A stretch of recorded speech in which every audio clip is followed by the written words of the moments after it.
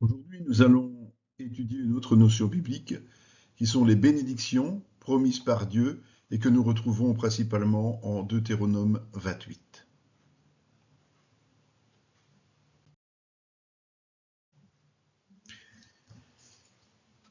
Les bénédictions actuelles sont identiques à celles de l'Ancienne Alliance, bien que leur portée spirituelle est évidemment prédominante.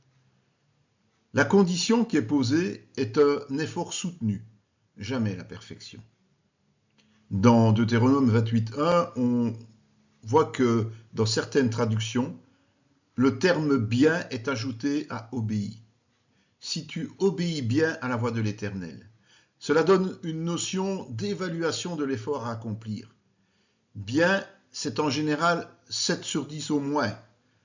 Dieu sait que nous sommes incapables de lui obéir de manière parfaite et n'exige donc pas l'excellence de notre part. Cela ne nous empêche pas d'y tendre, toujours plus évidemment. A contrario, il n'abaisse pas ses exigences à un niveau simplement satisfaisant, voire médiocre. Dieu attend donc de notre part des efforts suffisants pour nous placer à un degré d'obéissance bien supérieur à nos manquements, que ce soit dans l'étude, la compréhension et la pratique de la parole. À partir de là, il nous bénit selon ses promesses.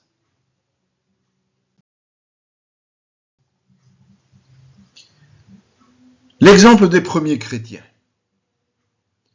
Il est dit dans Actes 2 que les premiers chrétiens appliquaient le principe d'effort constant, qui s'appelait persévérance, dans tous les domaines de la vie spirituelle, parce qu'ils cherchaient à plaire à Dieu.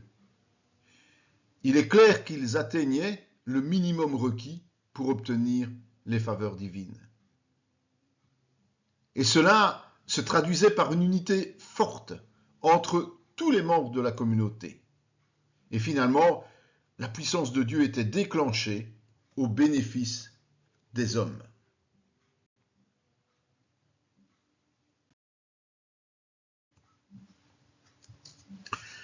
Les bénédictions sont une certitude.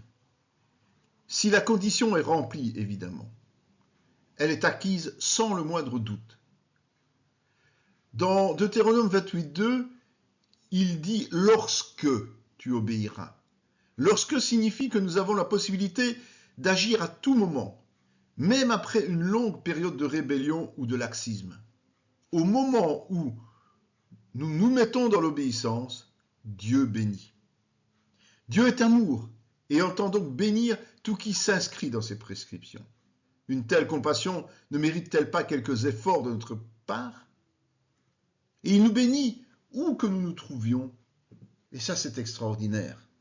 Et cela concerne tous les aspects de notre vie. Comme Joseph en Genèse, notre présence bénit alors tout ce qui nous entoure. Alors la question à se poser, c'est est-ce que les gens sont bénis grâce à nous?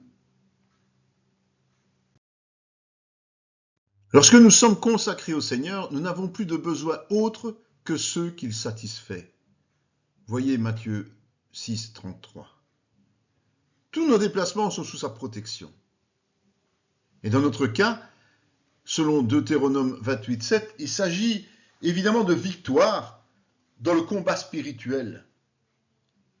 L'obéissance de niveau bien suffit à faire fuir l'ennemi. Obéir, c'est s'éloigner des plaisirs du monde tout en respectant son esprit qui est en nous. Cela évite d'exciter sa jalousie et les conséquences qui en découlent. Dieu bénit tout ce que nous accomplissons selon sa volonté et avec son accord. Pour cela, il faut œuvrer là où il nous place.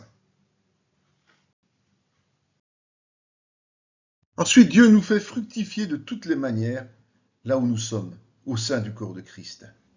Les chrétiens obéissants trouvent ainsi grâce auprès des gens du monde. Ils n'ont plus le même regard vis-à-vis de nous.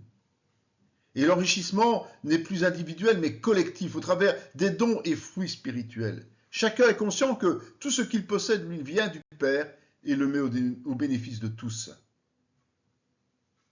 Ceux qui ne s'investissent pas, par contre, se privent de ces bénédictions infinies.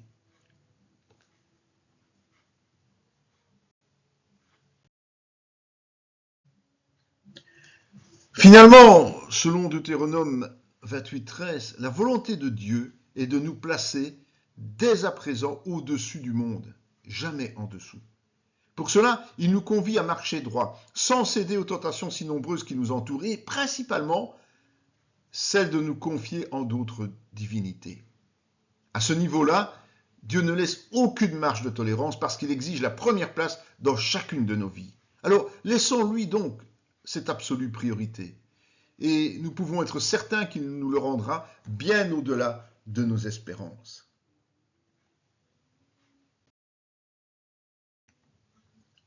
Nous vous invitons à réfléchir au sens premier de la parole de Dieu au travers de toutes ces vidéos. Vous pouvez nous suivre via tous les canaux qui sont repris ci-dessous. Mais partagez surtout cette bonne nouvelle. Partagez ce que le Seigneur fait pour vous comme pour nous. Et nous n'en serons que grandis parce qu'il nous bénit si nous l'aimons, si nous lui obéissons. Amen.